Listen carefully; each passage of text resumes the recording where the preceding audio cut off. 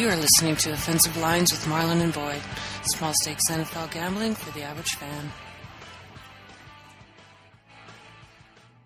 Welcome to Offensive Lines. I'm Marlon. I'm Boyd.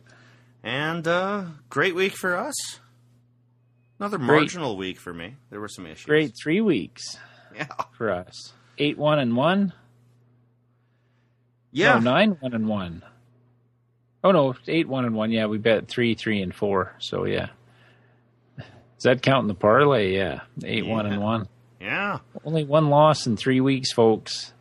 If you haven't jumped on the wagon, get the fuck on. Yeah, and these have been weeks, by the way, where I haven't been confident going in. And I really think you did the heavy lifting last week. You pushed hard for the games we took. It was only about really Minnesota. Yeah, we agreed on totally. Yeah. So, kudos. I just have to give a shout-out to one Charles Darwin on YouTube. Suck it. That's not really a shout-out. Yeah, suck it. He told us we were wrong on the Chicago-Minnesota pick. Well, and even though to be honest, part of it was that, but at the end of the season, I was telling my son last night, at the end of the season, nobody will fucking remember a couple of miracle plays in that game. It'll just be a win on our side of the ledger. Exactly, so, and that was what I was thinking on Sunday, too. It was either 2 or 3 years ago. I just kept saying, if games were 59 minutes long, our record would be absurd. We were losing every fucking game in the last minute, so the scales have started to balance out a little, though they shouldn't stop yet. We need more bullshit wins. Well, and, you know, we were talking about this off the pod, but I heard it on the radio this morning, too, about Minnesota not having beaten anybody and all this other bullshit. Cincinnati, same thing. Oh, fuck, whatever. These guys talk, and it's like they're only playing. Cincinnati's not playing other teams. They're only beating teams that other teams haven't played yet, or some fucking thing. That their wins aren't valid for some fucking reason. Yeah. And it's like, well, they can only play who's put in front of them. You can't, just because their division's shit or their schedule is shit, they have no control over who they're playing. And in the AFC South, everybody's 3-5 is the best record in their division. So quit talking about these teams that are actually successful and that they haven't beaten anybody. Like, they were talking about the Packers. And we'll get into this more during the game, but the guy was comparing, like, saying the Packers were this, it was just, they'll get it going, fuck, whatever, they'll figure it out. But these other teams that are winning close games and not producing much offensively, oh, they're shit, they can't beat anybody, blah, blah, fucking blah. Well, I can only pick on what they've done and what the other teams have done. Chicago had beaten nobody. That spread was a point in Minnesota's favor was low to me. Yeah. Well, who'd Chicago play? Well, exactly. They played Detroit hard. And they beat KC. Kansas City after a demoralized team had no idea what to do with Jamal Charles out in that game because they were down double digits before Charles was hurt and made a miracle comeback. I don't know why people respect the Cutler-led Bears at all. I'm with you. And the guy I was listening to on talk radio here, he's the NFL insider for Sportsnet Radio in Calgary, Jason Lacanfora.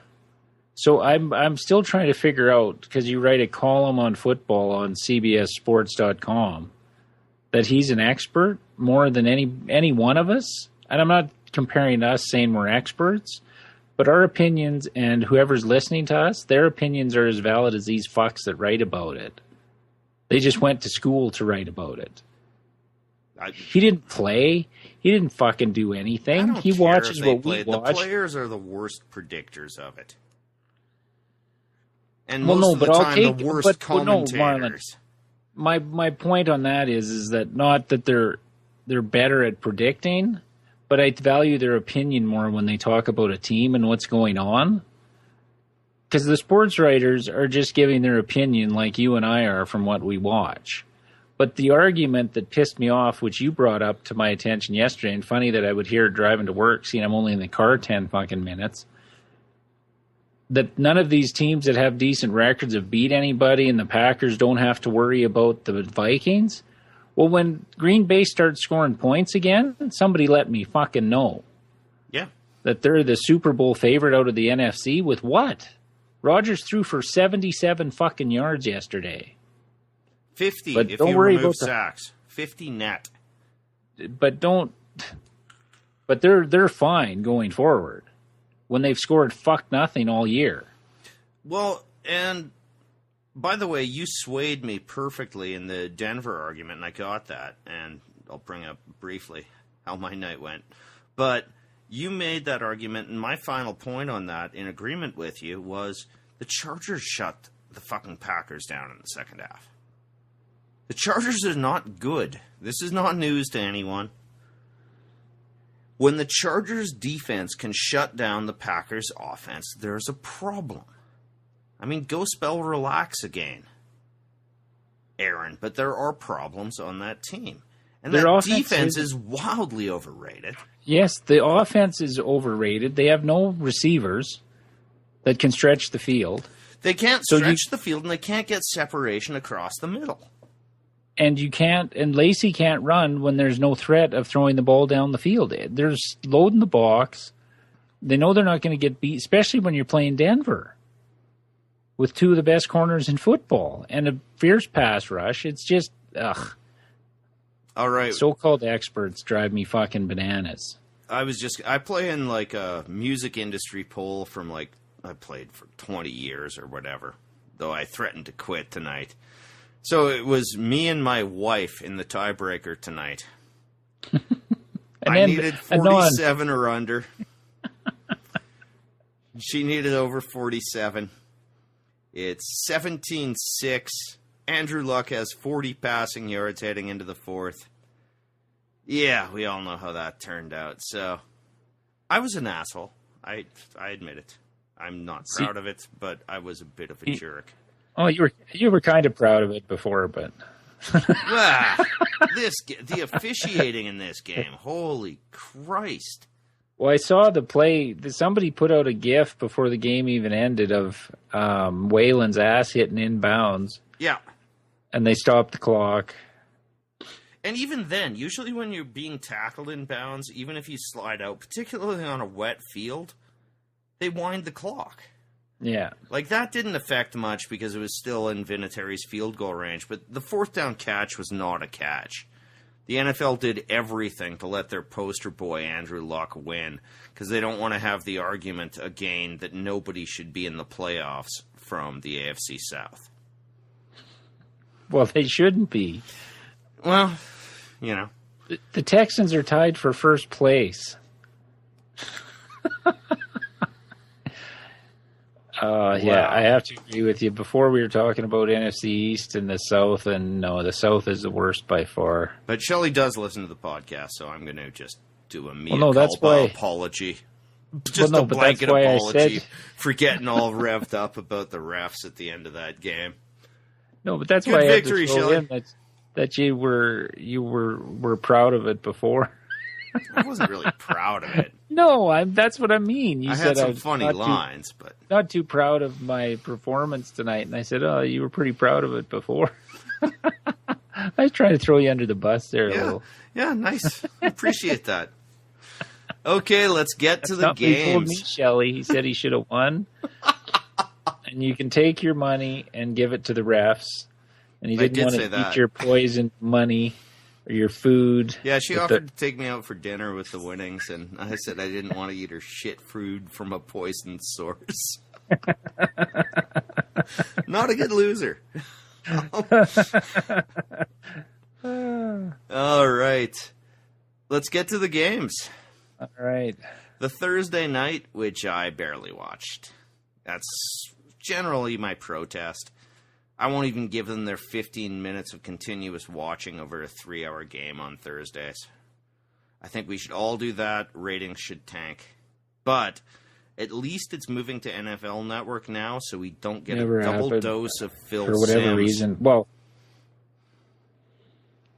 Well, thankfully, I watched a little bit when it was 20. The only reason I watched it because it was 22-7 in the third quarter, and I thought, okay, they might still cover, bullshit cover. The Patriots let their foot off the gas. No.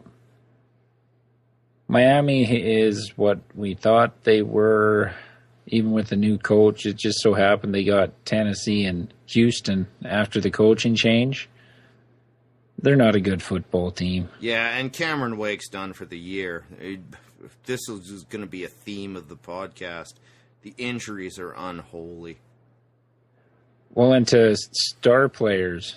Yes. Not the 8 guys your Chargers had carted off. 12. 12 guys is who left the Chargers game for the Chargers. 12. Anyway. And some of those were stars. Keenan Allen has a lacerated kidney now. We'll get to that with that game. But yeah. No, next up, I picked that game horribly wrong. If we're going to brag about how well we've done, I have to fucking eat shit on that one. I said the Dolphins. What did you say before the game? At least when you miss big. Yeah, you're taking big cuts at the fence. I said the Dolphins might not only cover, they might win outright. Yeah, that worked out well. Just had to say that because we always throw it out there when we stink and when we're good, so I'm fucking eating shit on that one. Fair enough. Next game up, I won a tiny bit of outside money on this because I was out with pod listener and good friend of the podcast, Mitch, on Saturday night, and he was just riding the Mets for some reason. So I decided I laid him 8 points and took KC.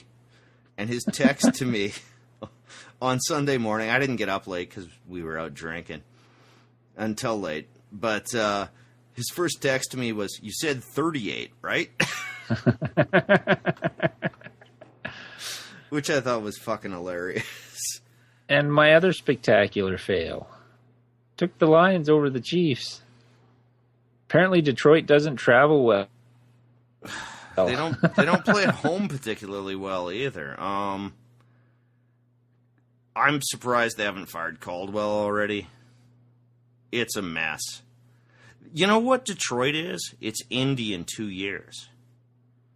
It's the same right pattern of drafting offensive weapons, supposedly for your quarterback, having no linemen, letting what lineman you have walk away, which is more Detroit's problem than Indy's.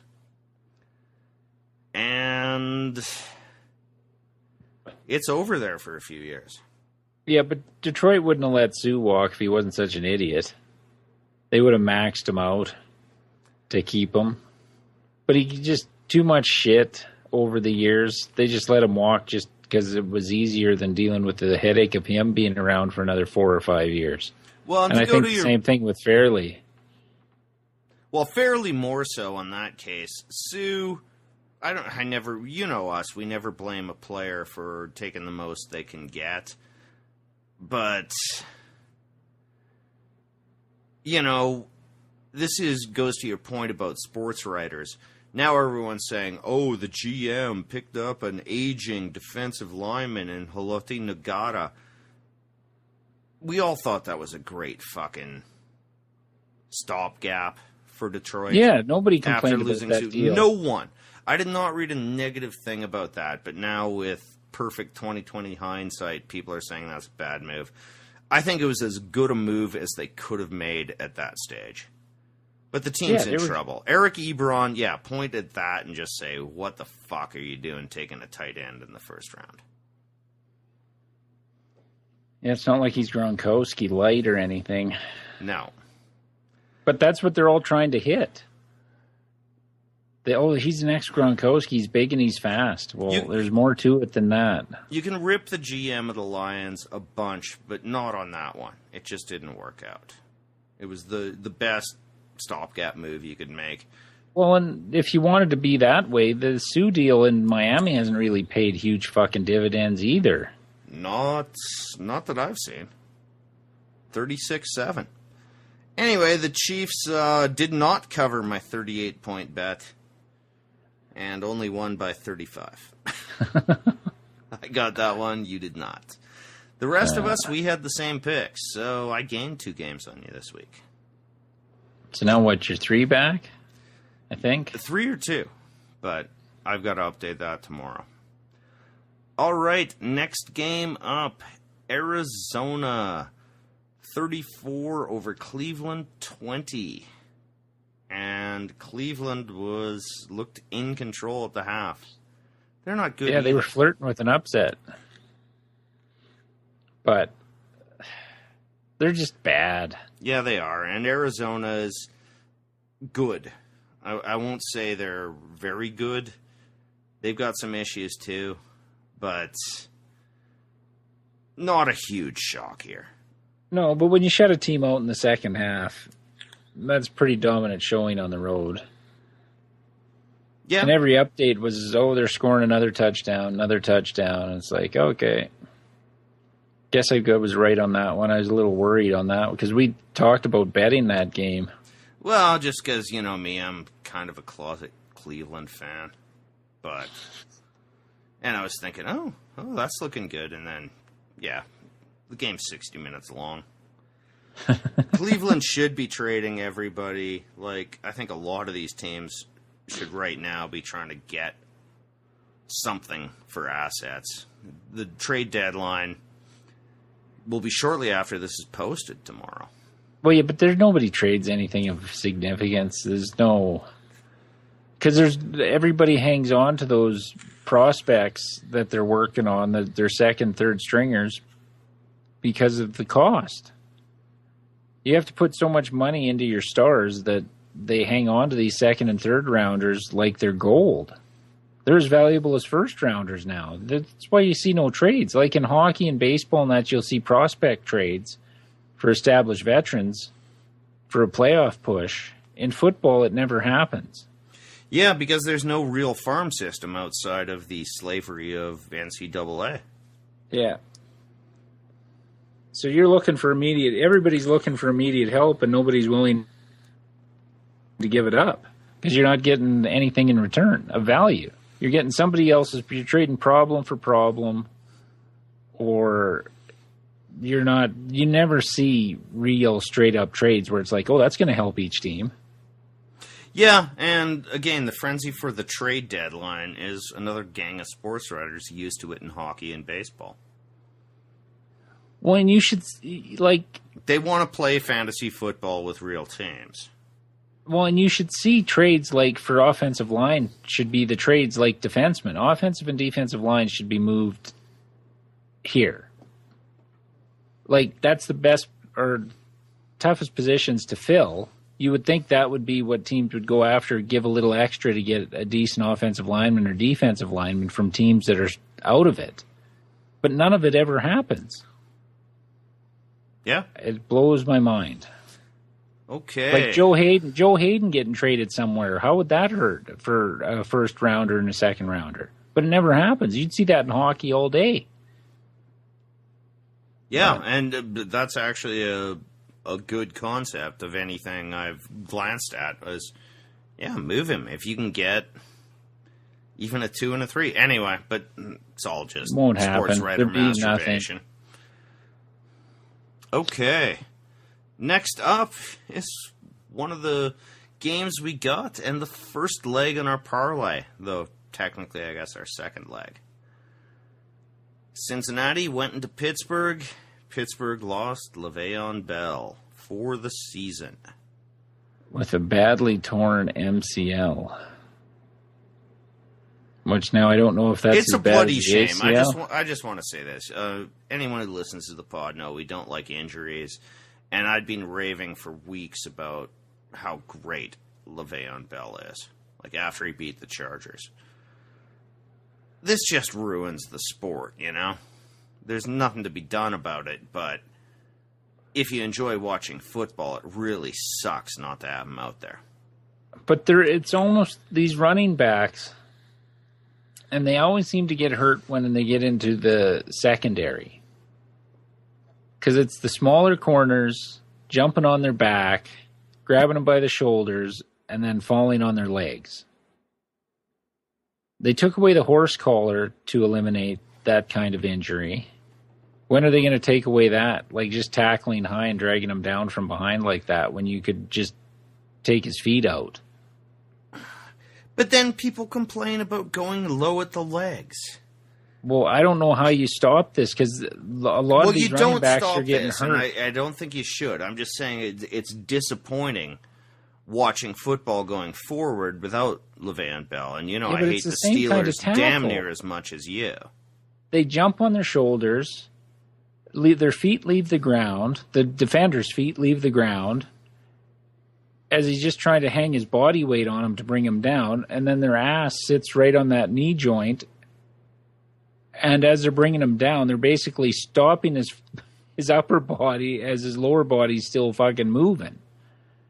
And I don't know how you protect. I guess you can't. You can't. But, this is going to happen. And there are plenty of backs, though, to hit him in the head.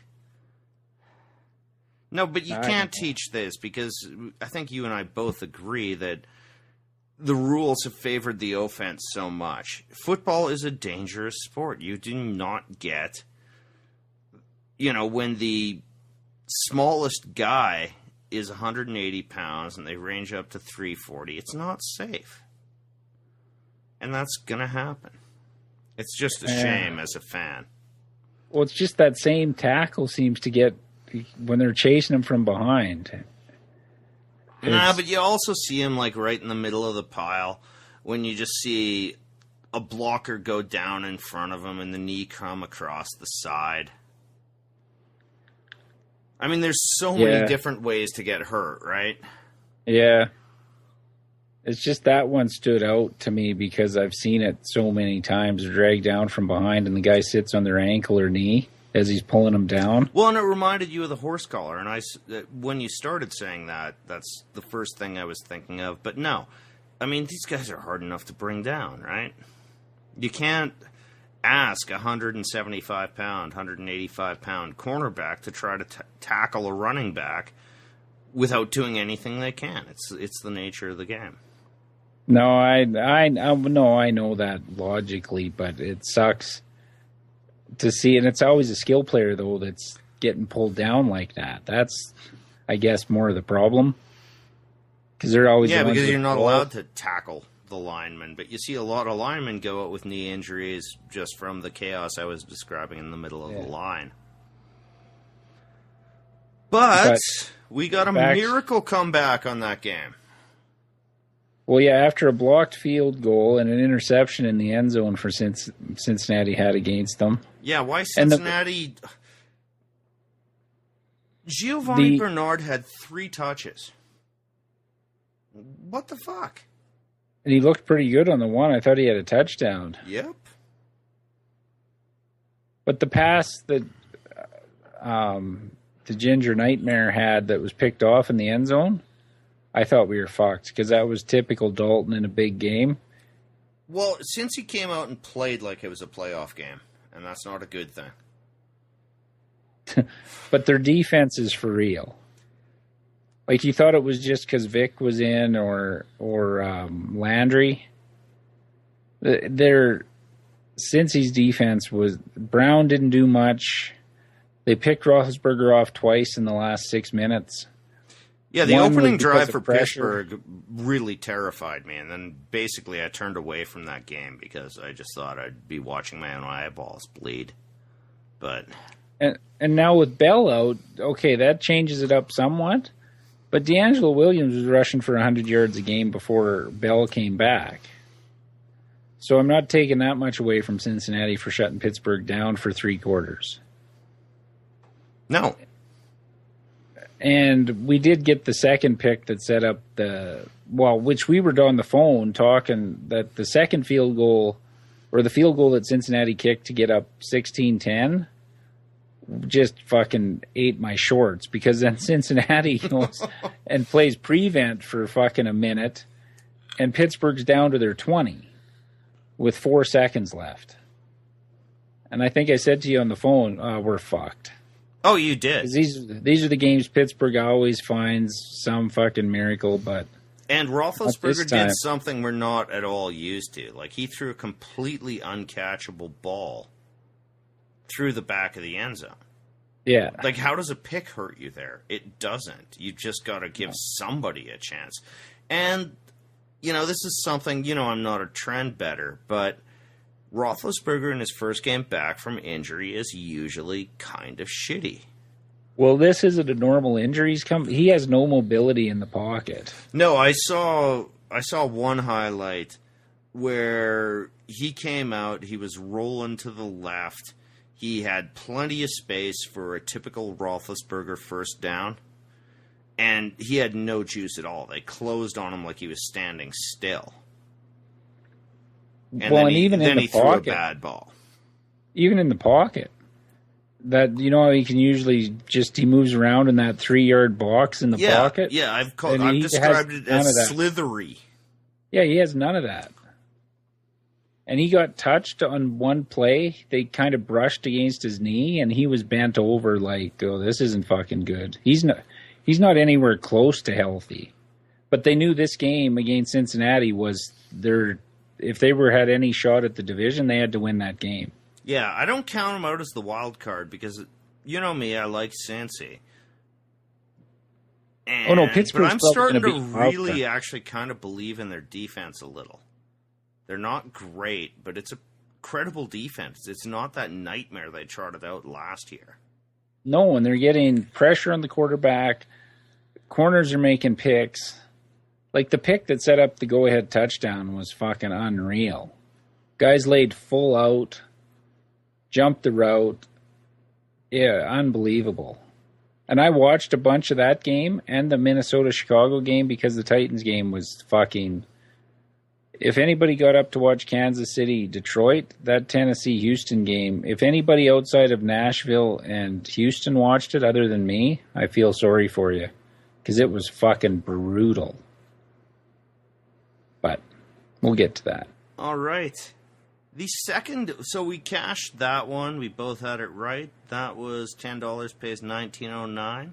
The next game up, Minnesota -1 at Chicago. And this was a little bit of bullshit, but it worked for us. I'll just say it right at the start here. It cashed for $19.09, and it also made our $5 parlay play $18.22.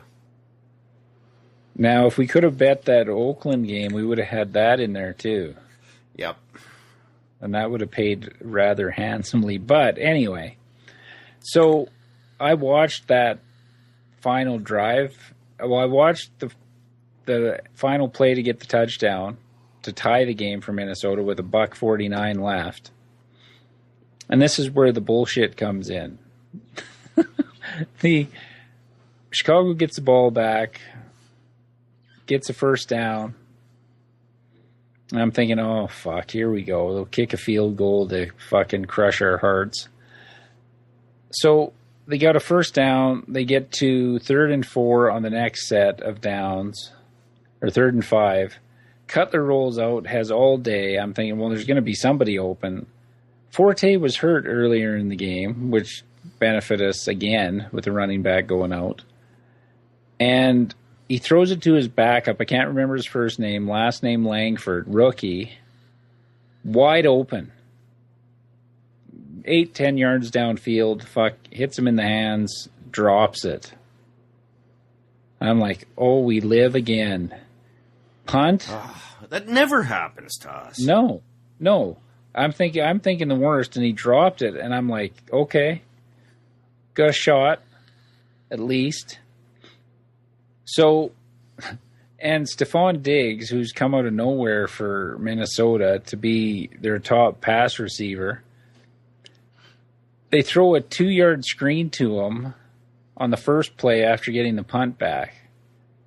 He fucking slips on the turf, hobbles off after a 2-yard gain. I'm like, oh, for fuck's sakes. Next play, Bridgewater goes back, and let me say this for the record, he's not a good quarterback. But He throws everything sidearm, or I still can't figure out how you can keep your hand below your shoulder and throw a pass, but he does it. Well, I've seen on Rivers almost every do throw. it, but he's no, not no, no. Rivers. But you know what I mean. No, but Rivers is doing it to avoid something. This guy's Bridgewater's throwing it from there when there's no traffic. So he throws one up like 40 yards downfield. Announcers think it's going to be picked off. All you see on the screen is a bare corner standing there waiting to intercept it. Oh, like a punt return. Out of nowhere, the fucking guy on the sidelines cuts across in front of him, jumps as high as he can jump, catches the ball at the Detroit 30. So, timeout. And I think there's about 30 seconds left.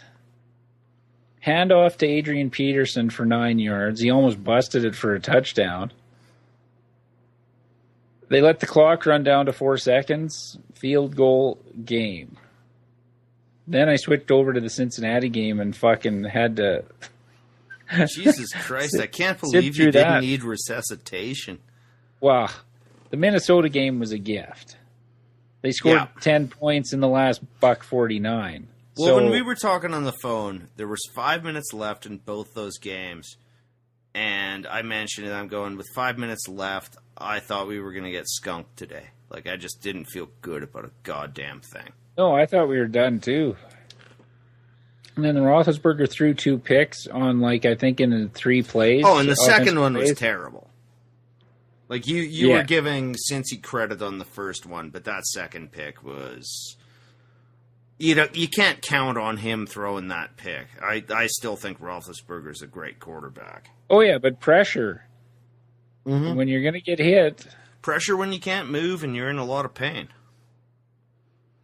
And then you're down 3 with like 2:55 left. You make throws you wouldn't normally make. And even if Cincy could have punched in a touchdown there, I would have been happy, but... Oh, I know. 3 runs. Then they kicked like a 49-yard field goal or something. I'm like, oh, just go for it or something.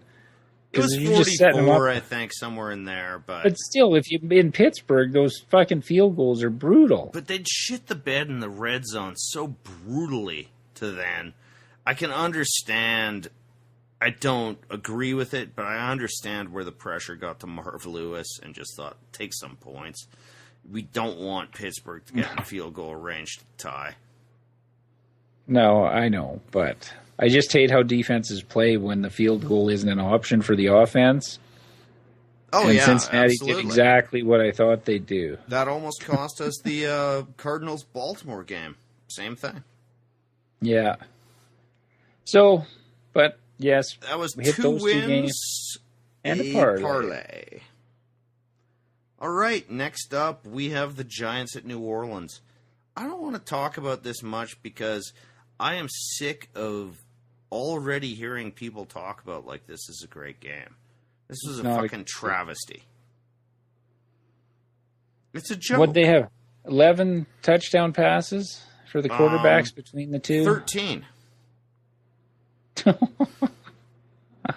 7 for Breeze and 6 for Eli.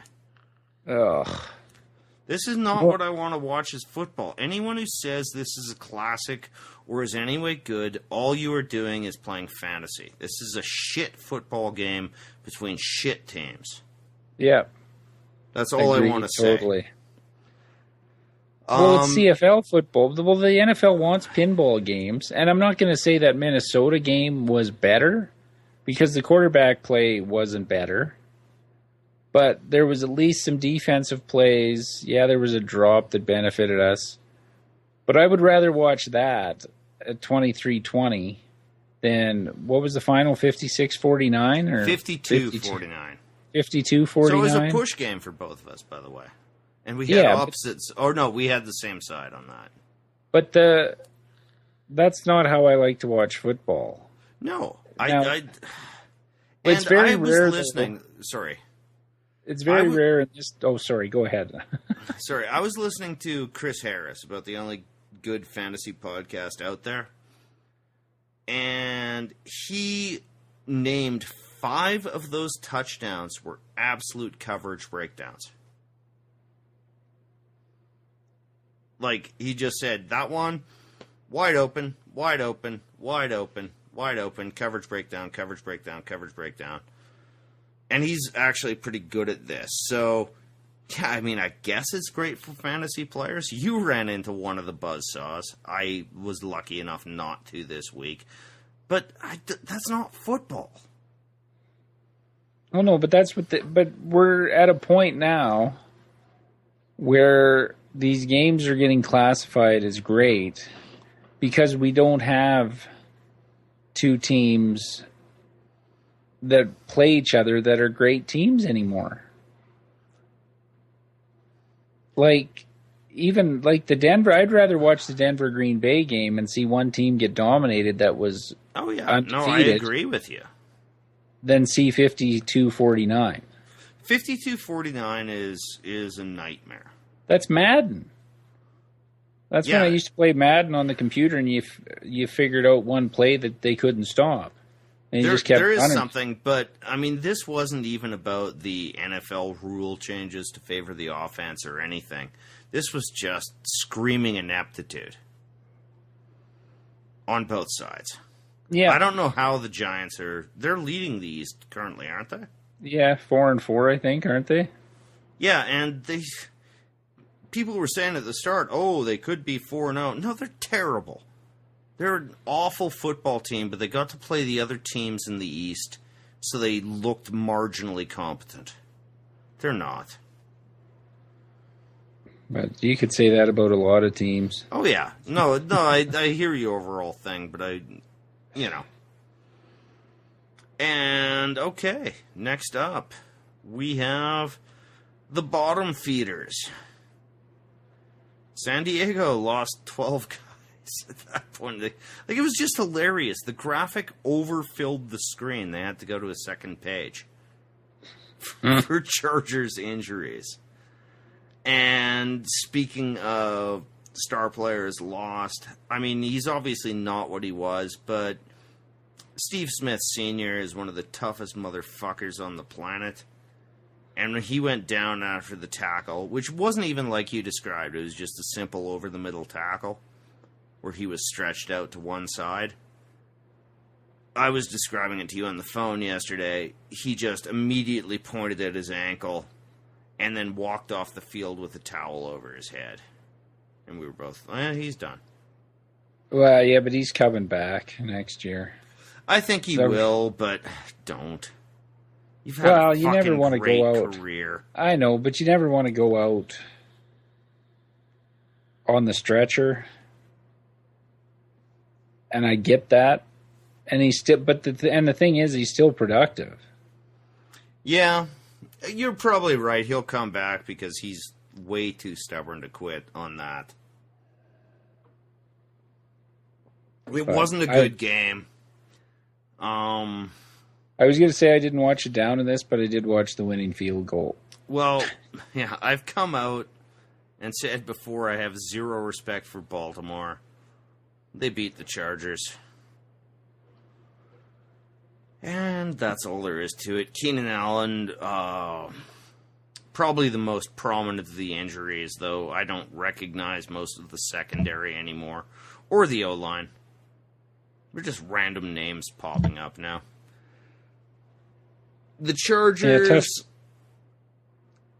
they still have Rivers, but the lacerated kidney for Keenan Allen is brutal. And he did it on a fucking beautiful touchdown catch.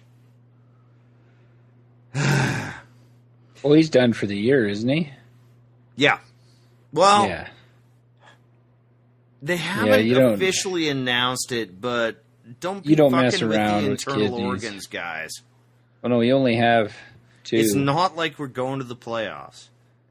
I mean, this is one of those, you said to me early, oh, you'd be better off if you lost. And I just said, yeah, but I'm not wired that way. I can't watch a San Diego game and cheer for them to lose. No. But logically, we both feel the same way. If you're not in the hunt, get as good a draft pick as you can get. And I'm not saying throw games or I cheer against Tennessee, but I'm not in the funk when they lose. If they were 6-1 and lost to Houston, I'd have been throwing shit. Yeah, no, emotionally, it did nothing to me. No. Yeah, I want Tennessee to win, but... And when I watch the game, when the helping game's it. on, I always want them to win. I want them to surprise me, but it's a bad team in a lot of trouble. And I've never seen an injured team like this. Plus, though on the positive side, we're about to set an NFL record for the least punt return yards in a season. Because Right on. through 8 games, we have 1 punt return yard. Well, at least you're not getting punts blocked like you did a couple of years ago. Well, yeah, that was worse, astonishingly. But, yeah, we got that record. Well, that makes sense to then how Rivers could throw for 500 yards and a half and you're in a game and you still lose. Yeah, he's going 80 yards every fucking drive. Yeah, field position, average field position I would like to see on that. I'll have to look that up. I'll bring it up in the pod tomorrow. Okay, next up, we have a team worse than the Chargers. San Fran was +9 at St. Louis. We laid the 9, even though it's Jeff Fisher. And he didn't even win this by... This game should have been 47-6. It was 27-6. Oh, by the way, on the San Diego game, we both took San Diego, and they got a push. Well, without all the injuries, we probably would have got a win there, but okay. And with this Rams-Niners game, we should probably mention Colin Kaepernick has been finally benched. Has he? Is that official? Yes. Okay. In favor of Blaine Gabbert. You know you're in a mess when you bench Colin Kaepernick for Blaine Gabbert. Your team's in utter disarray. Well, going back long term. Oh, and they traded Vernon for Davis long-time to the pod Broncos listeners. today. Everyone knows that I really loathe Colin Kaepernick, and I always thought he sucked. I don't think he's as bad as he is right now. Well, no, but these guys, these slash quarterbacks, when they try and become pocket passers, it never goes well. Just why did they have to change from what they were doing? The first when he came in for Alex Smith. I think that Chip year. Kelly's got Why his change dick it? in his hand right now. Do you not think Colin Kaepernick would be the perfect person to run the Philly-O? Well, probably, but when you trade for Sam Bradford, I don't know what... He's got his head up his ass. He doesn't have his dick in his hand. I don't know what the fuck he's doing in Philly, to be honest. But, and if you didn't hear that, Vernon Davis got traded to the Broncos today. Yeah. As well. So, I like that move for Denver. He's fucking wasting away and fucking... We'll see if he's bad or if it was just the offense. Yeah, for I a year, think he might be bad, to be honest. No, for a year, the first year as Kaepernick, he was fucking awesome. And then they quit throwing to him. I can't believe he got that bad in a year. Kaepernick can't throw to anybody. So... No, and he looked marginally competent in a couple of games there, but as soon as he faces a front and gets pressure on him, he's awful. Like, truly awful.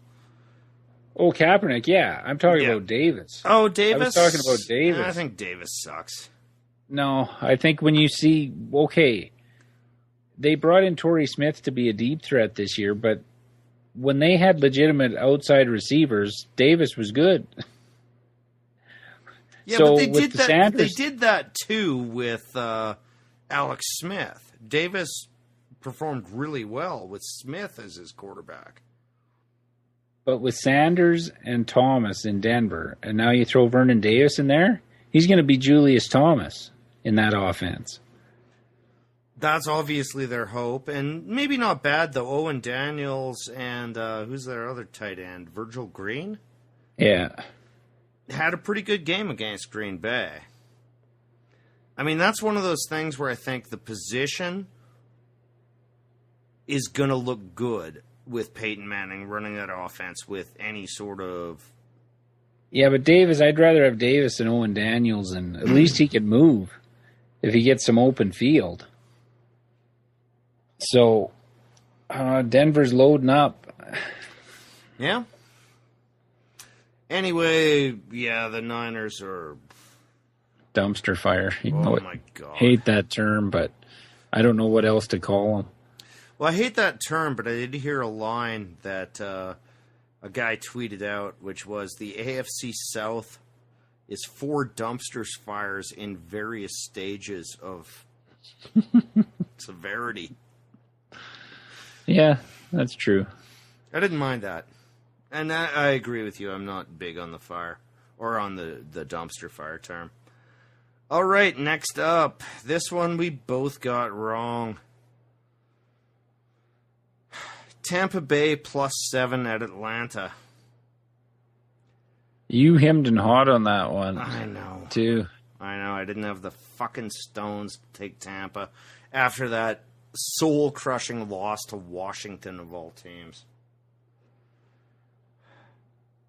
I've said it before. Atlanta's a fraud. Yeah, they are. And, they remind me of Indy. That they get behind and then come back. Like they were behind to the Giants, came back to win that game. They're behind to Tampa Bay, tied it, lost in overtime. They will beat Tennessee by 3. Well, yeah, that was the game that should have pushed me over to the Tampa Bay side. But Matt Ryan doesn't look good at fucking all, though he had good fantasy points. I should have started him, but I still won anyway. Fuck it. Anyway, they've got a ton of talent and no lines on either side. They can't get pressure. I watched a fair bit of this one, and it wasn't like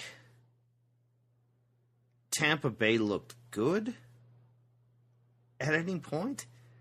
It was just really inept. I don't... Could Atlanta still be a wild card? No, I don't think so. I think they're going to fade hard. Yeah, Devontae Freeman blew the world up. He's still got 83 yards or something, but no touchdowns. Well, no, but when they're behind like that, you just start chucking the ball. Like, Ryan's numbers are like Andrew Luck's tonight, or all year for Andrew Luck. But when you get behind, they just start chucking. And I gave him a benefit of the doubt playing Tennessee, because Tennessee has one of the better defenses in football. Not against the run, but overall, they're pretty good. Don't give up a lot of points. But you did also bring up that they barely ran the ball. Which leads to the coaches are thinking they're chess players, not actually coaching a team to do what the team is best designed to do.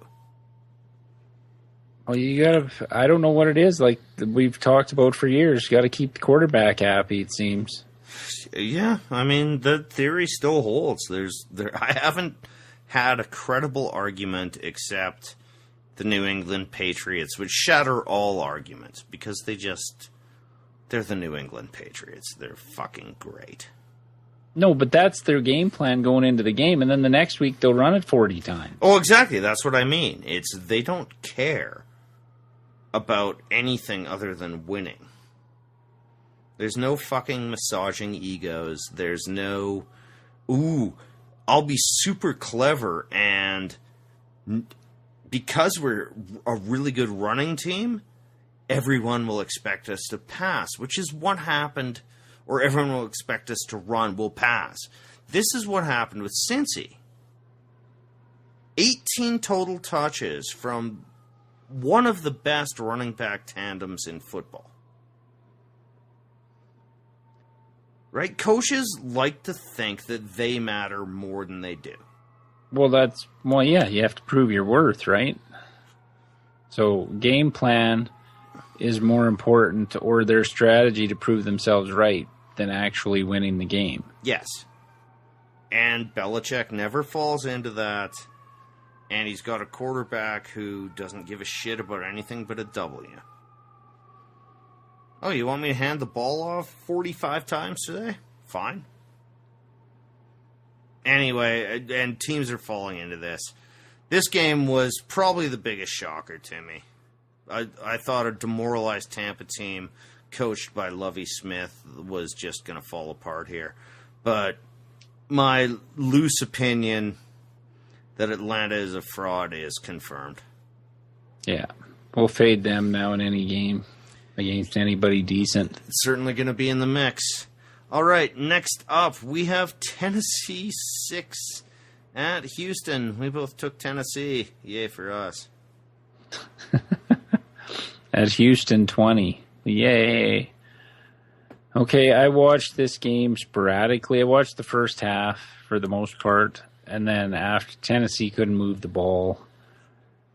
I think Mettenberger got sacked 7 times.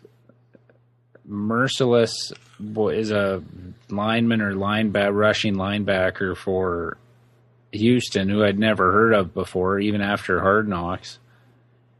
Him and Watt had... He was in Cincinnati. Him and Watt had 3.5 sacks each in that game. It was picks, fumbles, had success thrown to the tight end, didn't do that enough. Mettenberger almost got Kendall Wright's knee blown out on a 2-yard pass. He's questionable now, isn't he? Yeah, and he got fucking McCluster got hit on another one of those little fucking wide screen passes. They like to throw those quick outs. He almost got McCluster killed. Finally, the same way since he almost killed Giovanni? Yeah. Yeah. So, I thought last year we're seeing Mettenberger play, there was potential, but he's been in that offense now for a year and a half. And you're still not making plays. We hardly threw to a wideout. I think I said to you in the second quarter, we finally threw one to a wideout.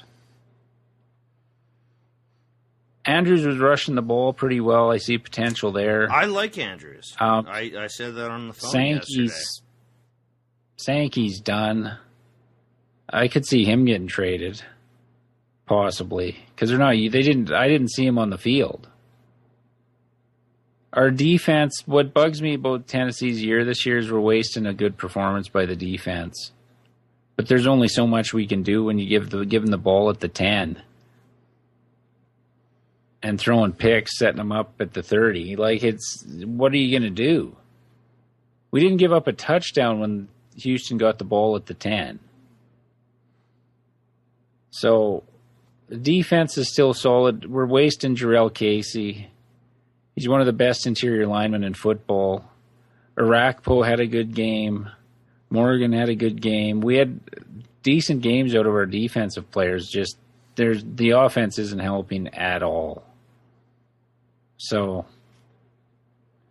that's all there is to say. The defense will probably keep playing strong for the rest of the year. Whether we get it, hard to say. We're like Dallas. We're 2 games out of first place in a shitty division, and we're 1-6. So the last thing I want them to do is go on a run and fucking get close to contention. Just fucking mail it in. Draft in the top 5 again, and let's move on. From Wisenhunt, too, I assume. Yeah, hopefully. He's horrible. I said this to you yesterday. As a head coach. He was a great OC in his 1 year in San Diego. That man should not be in charge of a full unit.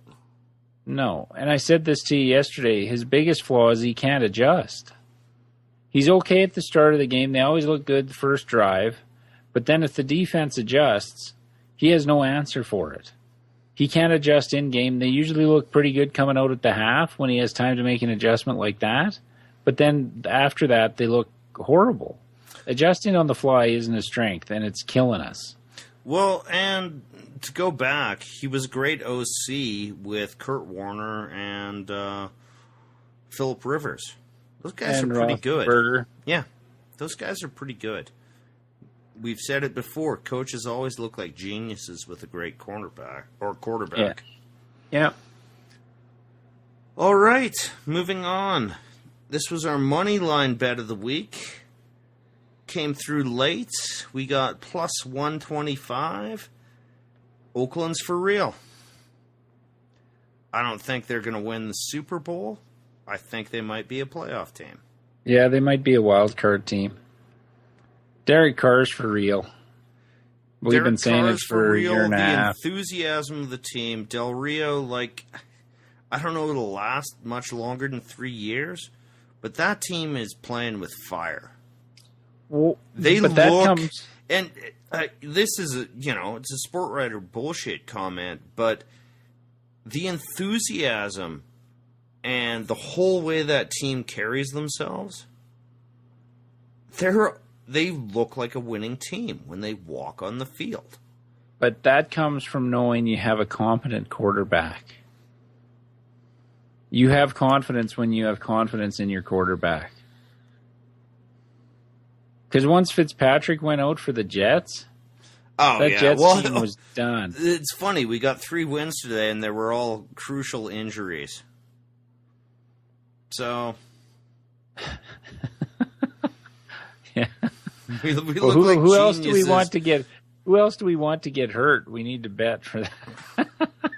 Well, let's bet against Green Bay next week because I'd really like Aaron Rodgers to go out in fantasy. So no, the Raiders. I think it comes from Carr. That swagger. But they do have Because he was swagger, talking and preseason. do you buy me that this is not just an ephemeral concept? That teams will reflect sort of the situation they're in. And Oakland thinks they can beat the fuck out of anybody. They were facing the number 2 or 3 defense in football. And this game was over by halftime. And they were beaten. They beat Cromartie a couple of times. They smashed the Chargers the previous week. And, yeah, that score flattered the Chargers, but that was a fucking old-school beatdown. They have a game with the Chargers left.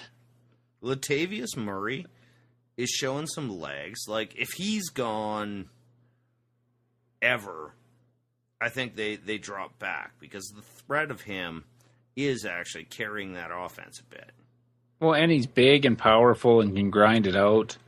But Carr, that deep ball he threw for the 3rd touchdown was beautiful. Oh, and he's I don't know what it around now. I don't know what these guys look at when they look at quarterbacks. And I've heard analysts say they didn't think he would be that good even this year. Everyone fucking say that. You and I were literally the only guys that I heard say, "Oh, Carr looks good. He looks like the real fucking deal." And he's not showing anything to give me any doubt. This was one of the top defenses in football. Fine. You can say what you want about the Chargers' victory. This is a defense that held the Patriots. And we're in that game. Oakland just beat the fuck. Now, you can call it a hangover game. You can use whatever term you want. But Oakland still had to come out there and win it. And they won it early. Well, yeah, what was it? 28-6 at the half, I think. So, yeah, or early in the 3rd anyway.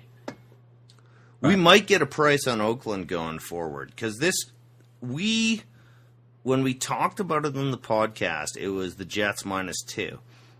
The spread moved to a full -3 before we were able to bet it. So people were just jumping on the Jets because no one respects them. Oakland might be a team we might want to follow. Yeah, no, I have no problem with that. We made money on them in Cleveland, didn't we?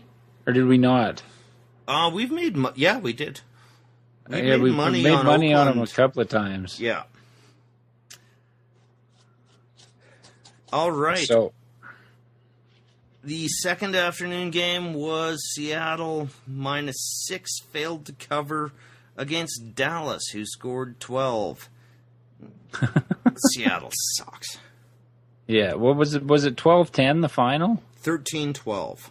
13-12. Oh yeah, it was 12-10 Dallas. Yeah, 13-12. I was hoping as Dallas I bragged would hold about on for my that read win. on Kaepernick, you can brag about your read on Wilson. He's not that good.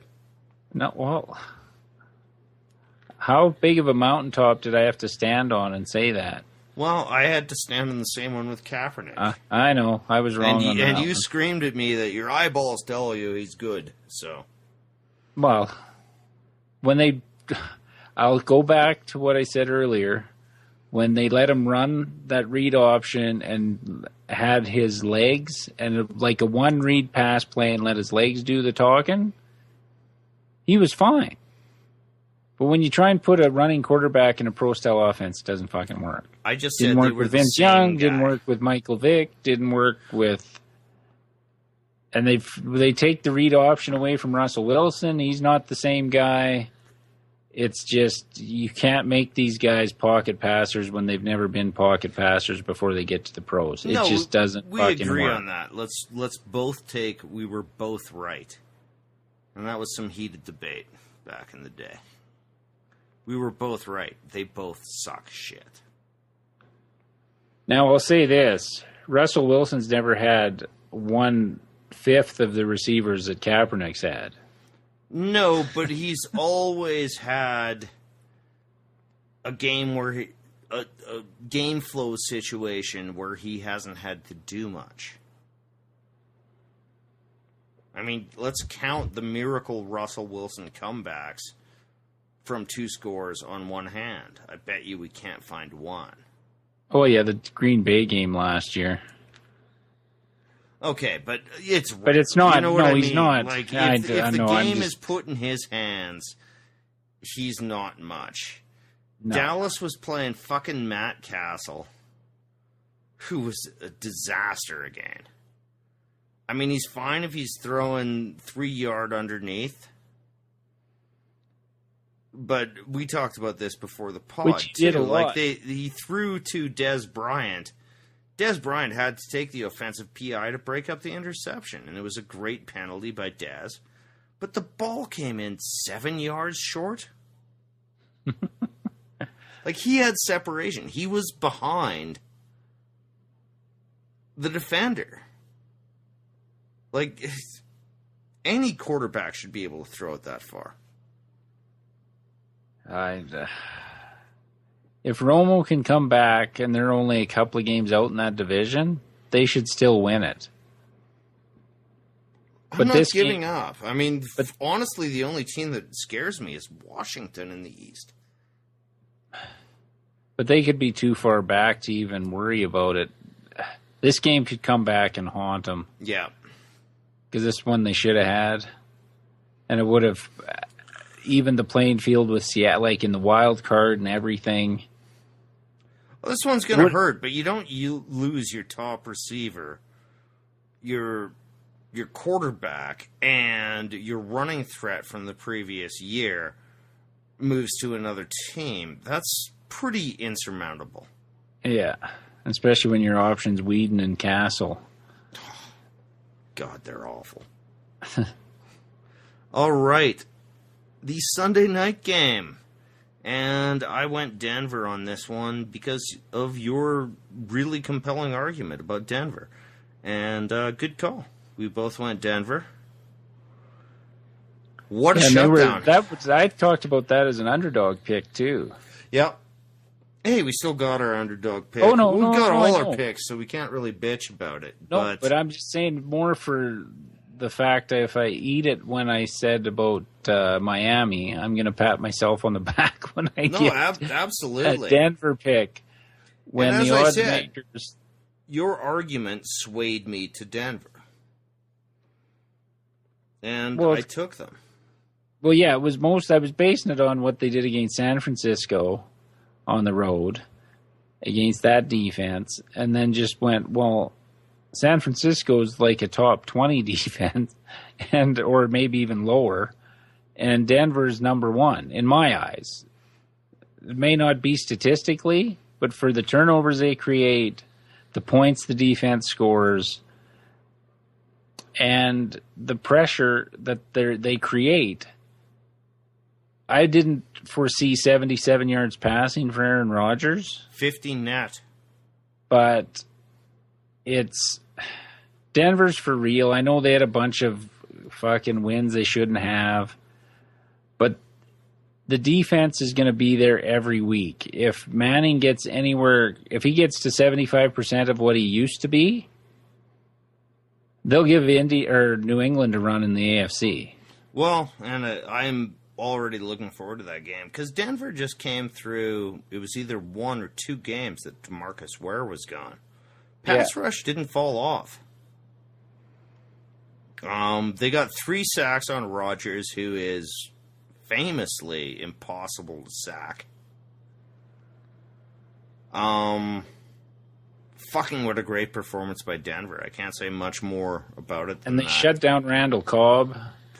Like everyone was saying, oh, Peyton can still throw it deep. No, those balls were lazy and weak. This is why, in my opinion, Green Bay's defense, vastly overrated. This is one case where I will just look at the opponents and say, Green Bay's defense is good. Why? Because they gave up 503 yards to Phillip Rivers, who was missing his best receiver for the entire fourth quarter. Why do people think Green Bay's defense is good? Well, but you were making the argument about Denver, too, and their offense and all that. It's the same. It's flip side that to Green Bay. Their offense covers up for the defense, where in Denver, the defense was covering up for the offense. Yeah. And so, but when you shut down the offense, the defense isn't good enough to win you the game. They're good enough to keep you in games. They're not good enough to win you games where Denver's defense can win you games. Denver's, like, to me, a close second. If their defense stays healthy, they're a close second to New England. By the way, that was the 5th game with a defensive score of some kind. They got the safety. Yeah, but that's they get pressure. When they get a chance to make a pick, they make it. They force fumbles. They're just a good, solid defense. And I know you can't count on turnovers. No, you can't. But some teams tend to create them more than others, and it basically starts from pressure. That's how New Orleans did it when they won the Super Bowl. They had all those turnovers. Well, that was based on the pressure you create. Green Bay, the same thing when they won the Super Bowl. Yeah. They had a statistical blip of turnovers and return touchdowns. And it seems to snowball. I don't know why. But you're right. It's all about the pressure. Like that. So if that Denver defense stays healthy, and if they somehow get home field in the playoffs all the way through, they're going to be a tough out, regardless of if Manning's arm's hanging by fucking 2 noodles. Yeah, I don't buy that he can throw the deep ball. Those didn't look good to me either. Like they were just saying, oh, he threw over 20 yards. They were those lob passes, but Peyton still has the brain of one of the greatest quarterbacks ever. And if Vernon Davis creates the threat that I think he's going to create over the middle, those wideouts are going to have a lot easier job. And the running game will open up underneath when he's taking linebackers out in coverage. It opens up a whole other. When you don't have to worry about Owen Daniels fucking outrunning a linebacker. You do Vernon Davis. We'll see. We separate on our opinion of Vernon Davis. It's the threat as much as anything is going to open shit up. We'll see. He's a better athlete than what they have. Yeah, but he's got a head full of concrete. And it doesn't. Well, I've seen that of other guys and go to different teams, and it. When you go from that atmosphere in San Fran, it's like you fucking won the lottery going to Denver. That is true. So yeah, even the cement heads will react to that. Good point. All right, and the final game, which we kind of discussed at the top. This game was brutally officiated, is all I want to add. There was a phantom hold, as far as I could tell, the only holding call of the game against Greg Olson, who looked to me to be matched up shoulder pad to shoulder pad, and the guy in the middle. Fucking destructive. This seemed like the league really wanted the Indy to win. And fuck them. Well, weather played a big part in the first half. Torrential rain. There was no offense in the first half. Like, I checked the stats at one point, and Luck was 1 of 4 for 12 yards and a pick, and Newton was 1 of 9 for like 17. Oh yeah, they were combined for exactly what you described. It was horrible. Yeah, I can't and believe I weather watched played the whole some thing part. For a loser at the end. Well, yeah, and just to be honest, you wouldn't have watched it if you hadn't had it as a tiebreaker in your pool with your wife. No way. No fucking way. And I'm surprised you watched it, because you usually don't watch games where you're that heavily invested. It's true. For whatever reason. I'm not turning to Cincinnati because, whenever I turn, they screw up. I'm not watching it. It's true. Making me do it on my own, giving you play-by-play over. Superstitious. And I'm like, touchdown, Cincinnati. Woo, touchdown, Cincinnati. He's yelling to his wife. Cincinnati just took the lead. Woo. It's true. But if he's watching it, it's not going to happen. It's hilarious. And it didn't once again. So I should But have I just turned that off. Watched a couple of things we had in the PVR. But anyway, Carolina's got some flaws. They're by no means a lock. They're still a good team. But they could not get pressure against that shitty O-line at the end. They were leaving in Ahmad Bradshaw to block. They would come with a twist inside, and Bradshaw would just pick up the block. It was great O-line work by Indy. I do have to say, in spite of how much the officials made this bullshit. But how does that work for 3 quarters? You can't block anybody or do anything on offense. And then you put up 17 points in the fourth quarter. They've done that 2 or 3 times this year. 3 for sure. New England,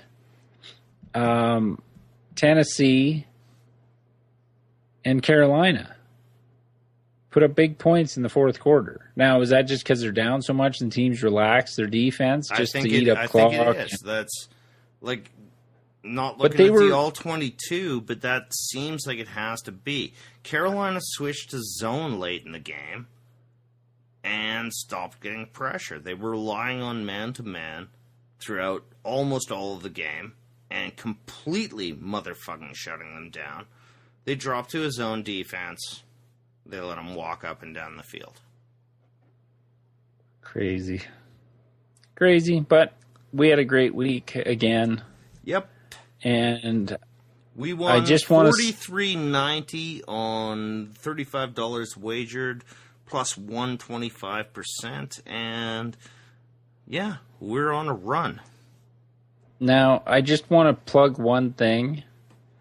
Just if you people are listening to it on our website, could you please go download it on Stitcher or listen to it on Stitcher to get our ranking up? We're at our highest ranking ever right now, but I want to see that go up. So if you could please. Stitcher's the only thing we can get any kind of ranking on or any kind of statistics. iTunes does nothing. iTunes, if you subscribe, just subscribe. You don't have to download it if you're getting it from another source of ours. But you subscribe, but you have to leave a rating. on iTunes. That's how it's based. Their rating system is based on new users and reviews. Okay. Figures heavily into their rating system. So we're not reaching near the amount of people to even make a blip there. But at least on Stitcher, they rank you by downloads and listens. So if you can listen to it there, just search Offensive Lines on Stitcher.com and we'll come up. And we'd appreciate it if you'd listen there because it would help us out a lot. Get our ranking up. Yeah, send us an email if you're going to Stitcher and we'll name drop you. Probably not like the Darwin guy where you just fucking wanted to tell him to suck it. Was that what you said? Yes, that was a correct quote. Okay. But when you tell us we're wrong before the game's even played, I'm going to tell you to suck it. I mean, I'm going to tell you to suck it. Yeah, when you're right, we'll say, wrong, yeah. If you come at us after we're wrong, I can take that. But don't tell us we're wrong before the game's even played. Unless they turn out to right, we got to acknowledge that. If they say they think we're fucked on a pick and they're right and we're wrong, we're going to have to eat that a little bit in the pub. Well, I will, but I'm going to tell them to suck it when we're right. Fair enough. As lucky as it was. All right. If you want to listen to our podcast, listen to it on iTunes or preferably Stitcher for your Android device or on your computer. On our website, offensivelines.ca. Follow us on Twitter at Offensive Lines for any updates to our blog post or when a new podcast is available. Our personal Twitter accounts at OLinesMarlon or at OLinesBoyd. Facebook.com/Offensive Lines. And if you want to send us an email, it's offensivelines@shaw.ca. I'm Boyd. I'm Marlon. And what's our record over the last 3 weeks there, Boyd? 8-1-1. Get on the fucking train. We're rolling. Degenerate fucking gambler.